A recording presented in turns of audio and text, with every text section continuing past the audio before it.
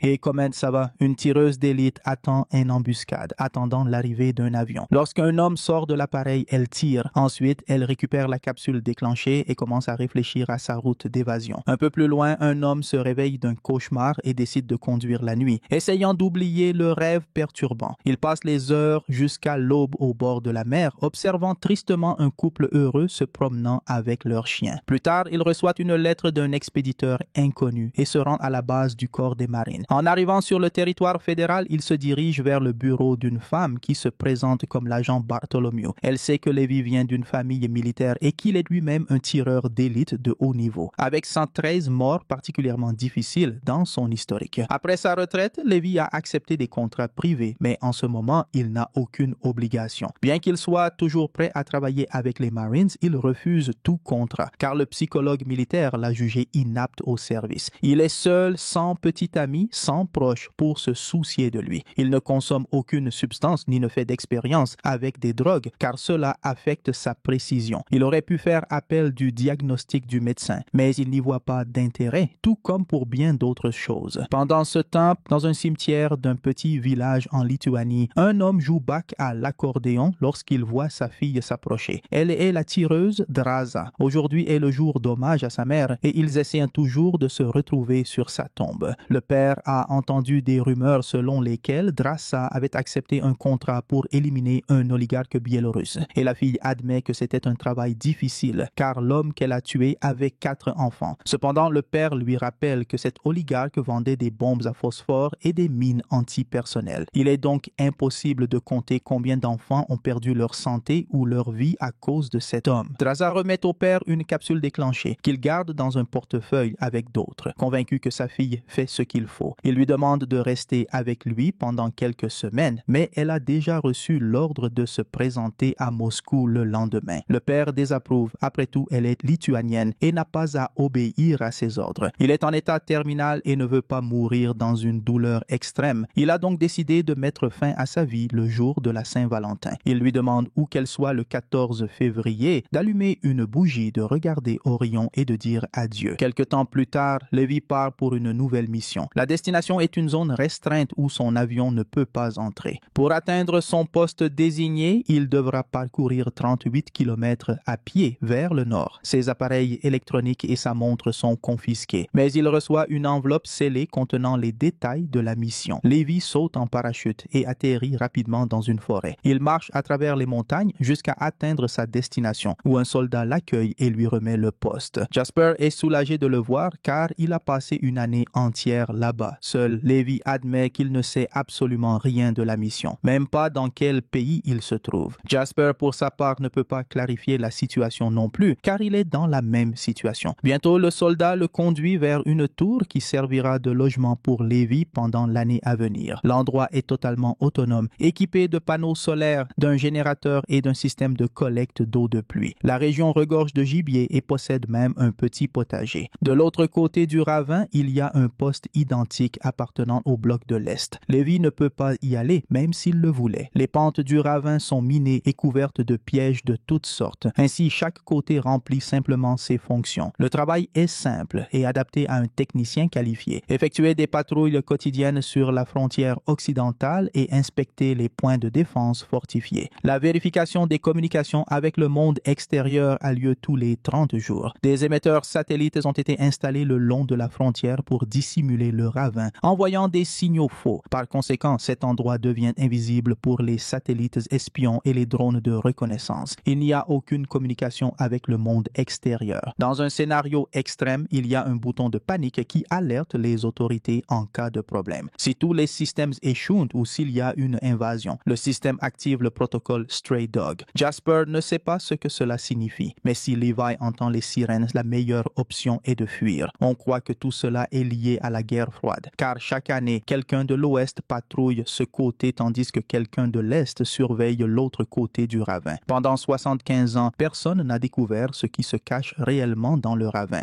L'objectif principal est d'empêcher quoi que ce soit dans le ravin de s'en échapper. Il y a un an, lorsqu'il a pris le poste, Justin pensait aussi que son prédécesseur avait perdu la tête, mais il a vu quelque chose que les gardes appellent les Hollow Men. Justin ne sait pas ce que c'est vraiment, bien que le nom provienne d'une œuvre d'un poète. Justin sait qu'à la fin des années 40, 3 bataillons, 2400 cavaliers ont été envoyés pour nettoyer la zone, mais aucun n'est revenu. Après cela, ils ont opté pour un système de confinement. Justin a appris tout cela avec les histoires de son prédécesseur, qui ne sont peut-être que des versions déformées, mais le soldat croit que le ravin est une entrée vers l'enfer et qu'il garde les portes. Les hommes se disent au revoir et Justin se dirige vers le point de retrait, où un hélicoptère doit venir le chercher. Bientôt, l'aéronef apparaît dans le ciel et lâche un câble, mais lorsque Justin monte à bord, le pilote tire sur lui et jette son corps en bas. Ensuite, il informe Bartholomew que la rotation est terminée. Un mois s'écoule, Levi accomplit ses tâches avec diligence, il effectue des patrouilles quotidiennes, vérifie toutes les armes, s'assure que les mines sont opérationnelles et communique avec ses supérieurs pour signaler que tout est sous contrôle. Dans ses moments libres, il lit des livres dans la tour qui possède une vaste collection. Un jour, il remarque quelques citations sur le mur, apparemment laissées par ses prédécesseurs, datant de décennies passées. Parfois, il s'occupe du potager, récoltant les derniers produits de la saison. Un jour ordinaire, il entend le bruit d'une scie de l'autre côté du ravin. Avec des jumelles, il aperçoit une femme. Draza essaie aussi d'identifier son collègue de l'autre côté, mais en le voyant s'éloigner, elle retourne à son travail. Cette nuit-là, Levi se réveille de son cauchemar habituel, se lève et attrape son fusil, ne réalisant pas qu'il a cassé un verre et s'est coupé le pied avec les éclats. Les traces de sang sur le sol l'aident à reprendre conscience. Il prend les jumelles et voit Draza, qui n'est pas non plus endormie, mais en remarquant son regard, elle éteint les bougies et se retire dans sa chambre. Un autre mois passe. Draza fête son anniversaire et par ennui décide de faire une farce à Levi. Elle tire un coup de feu en l'air pour attirer son attention. Lorsqu'il prend les jumelles, elle soulève une pancarte demandant son nom. Levi lui dit que le contact est interdit, mais Draza l'ignore. Elle écrit son propre nom et étant son anniversaire, déclare qu'elle fera ce qu'elle veut. Levi rit, écrit son nom et suggère qu'ils boivent en son honneur. Draza met alors de la musique et lui demande de danser, mais Levi insiste sur le fait qu'il ne sait pas danser. Draza ne le croit pas. Il doit être bon en quelque chose. Levi avoue qu'il est un excellent tireur. Draza veut des preuves. Levi place sa gourde au bord du rebord pour la viser avec un tir, mais Draza renverse l'objet en premier avec son propre tir. En réponse, Levi détruit sa bouteille de vin d'un tir précis. Draza équilibre alors une autre bouteille sur sa tête, montrant qu'il peut continuer à s'entraîner, mais perd soudainement l'équilibre pendant un instant. Effrayée, elle abaisse la bouteille et fait un geste pour que Levi regarde en bas. Levi vise dans l'obscurité et aperçoit bientôt quelque chose qui bouge. Une créature étrange, semblable à un arbre vivant. Il ouvre le feu au moment où l'un des êtres marche sur une mine et explose, mais d'autres continuent à grimper le mur. Draza ouvre également le feu, aidant Levi à éliminer les monstres. Ensemble, ils en abattent plusieurs, jusqu'à ce que le silence revienne enfin. Dès que Draza s'éloigne du bord, des mains aux doigts semblables à des branches agrippent le bord, et un monstre en bois grimpe. Il continue d'avancer vers la femme, ignorant les tirs de son arme. Levi la couvre avec un tir de fusil et remarque que les Hollow Men attaquent aussi son côté du ravin. Il tire maintenant de l'autre côté, l'aidant à les combattre. Des mines explosent au bord du ravin, projetant Draza sur le côté, mais Levi la protège avec des tirs de mitrailleuse comme elle l'avait fait pour lui un peu plus tôt. Finalement, l'attaque prend fin. Ils restent dans l'obscurité pendant longtemps, essayant de retrouver leur calme. Puis, Draza remarque une blessure qu'elle n'avait pas remarquée pendant la bataille et écrit que ce fut l'anniversaire le plus chouette de sa vie. Le matin, Levi inspecte son côté du ravin, soudant les trous dans les clôtures causées par la bataille de la veille et plaçant de nouvelles mines. Soudain, un drone émerge du ravin en dessous, déclenchant une réaction immédiate de la tour de défense du côté de Levi. Il regarde anxieusement pour voir ce qui va se passer ensuite, mais le drone s'éloigne et l'arme se tait. Un mois de plus passe, Levi accomplit ses tâches tandis que Draza joue du piano. Un jour comme un autre, Draza voit un sapin de Noël illuminé de l'autre côté du ravin et un message festif pour elle. Ils construisent des bonhommes de neige et les nomment l'un en l'honneur de l'autre, comme si cela les rapprochait d'une certaine manière. Ils commencent aussi à jouer aux échecs ensemble, annonçant leur coup à l'autre. Une nuit, les deux organisent une véritable bataille de tambours, utilisant tout ce qu'ils peuvent trouver comme instrument de percussion. Février arrive, Levi se réveille encore une fois d'un cauchemar et sort sur le balcon où le vent hurle. Il remarque que Draza est également éveillé. Le matin, il lui écrit une note, mais ne reçoit pas de réponse car c'est le 14 février. Draza met un disque de Bach et pleure pleure, se souvenant de son père. Quand Lévi s'en rend compte, il lui demande ce qui s'est passé. Draza avoue qu'elle passe une journée difficile et soudain souhaite qu'il soit avec elle. Lévi passe la nuit à réfléchir sur la situation. Puis, il lit une citation sur le mur à propos du courage de ceux qui sont allés trop loin et commence à travailler sur un projet complexe. Le matin, Draza voit Lévi tirer une grenade avec une corde attachée jusqu'à son bord, créant une traversée improvisée. Elle court dans la forêt, trouve le dispositif encore fumant,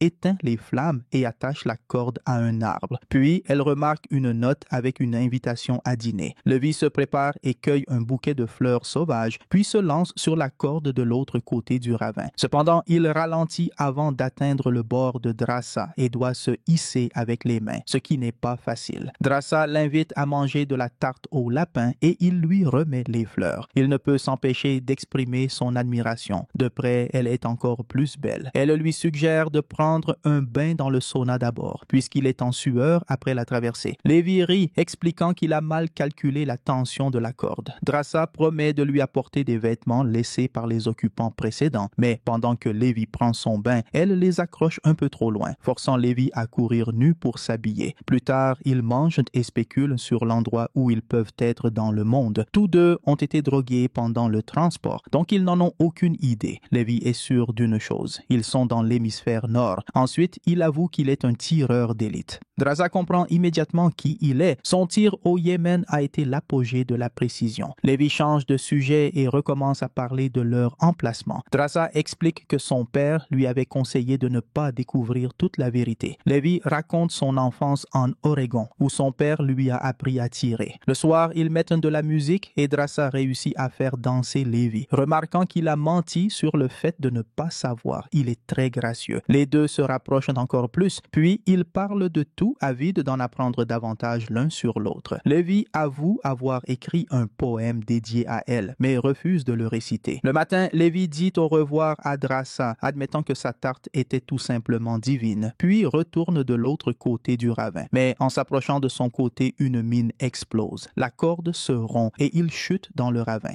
Draza attrape immédiatement son arme et un parachute, puis saute après lui. Mais la brume dense cache un fleuve en furie en dessous et elle plonge dedans, s'enfonçant rapidement. Avec difficulté, elle réussit à se débarrasser des sangles du parachute, perdant son équipement, et lutte pour survivre en s'accrochant à un arbre tombé. Pendant ce temps, Lévi reste inconscient, suspendu la tête en bas dans un des énormes arbres du ravin, sans réaliser que les branches prennent vie, se transformant en une étrange créature semblable à un insecte, prête à le dévorer. Il se réveille à temps et réussit à tirer sur le monstre. Draza entend le tir et court vers le son. Pendant ce temps, Lévi tombe de l'arbre, heurtant les racines. Il se rend compte qu'elle s'éveille et tente de le tirer vers le sol, apparemment prête à le dévorer. Une ouverture gigantesque est sur le point de se refermer sur lui lorsque Draza arrive et ouvre le feu, faisant reculer les racines. Lévi la remercie d'avoir sauvé sa vie, mais Draza est certaine qu'il ferait de même pour elle. Ils errent dans la forêt brumeuse, discutant de la manière de s'en sortir, lorsque soudainement, un cheval fait de racines tordues fonce vers eux. Monté dessus, il y a une étrange silhouette humanoïde couverte de plantes. L'être évite les tirs et attaque Draza, tandis que Lévi lutte contre le cheval. Il peine à vaincre ces créatures bizarres. Lévi pense que les humains vivants servent de nourriture pour ces monstres végétaux. Draza réalise alors qu'elle a perdu la corde dans le fleuve et ne sait plus comment remonter. Elle suggère de suivre le fleuve, espérant trouver une sortie. Lévi pointe les restes d'un uniforme sur le corps du chevalier tombé. Tout semble dater des années 40 après-guerre. Ce sont probablement les restes des chevaliers disparus. Ils poursuivent leur chemin, observant les arbres et buissons étranges et terrifiants qui semblent clairement incorporer des formes humaines. Peu après, ils trouvent des structures partiellement démolies, apparemment endommagées par une activité sismique. Ils entrent dans un bâtiment qui ressemble à une église et explorent l'intérieur. Les bancs sont toujours là et sur certains d'entre eux, il y a des restes humains. Lévi ressent une odeur familière et déduit que ces personnes sont mortes par par empoisonnement au cyanure. Se demandant comment cela a pu se produire, Draza lui demande de partir dès que possible. Lorsqu'enfin d'énormes araignées tombent du plafond sur eux, ils tirent sur les créatures et courent vers la sortie au moment où les cadavres momifiés sur les bancs commencent à bouger. Draza lance une grenade contre le mur de l'église. Le feu se propage et ils réussissent à s'échapper. Ils tentent de se cacher, mais c'est impossible, des monstres sont partout. Draza suggère qu'ils restent près du mur du ravin où ils ne peuvent pas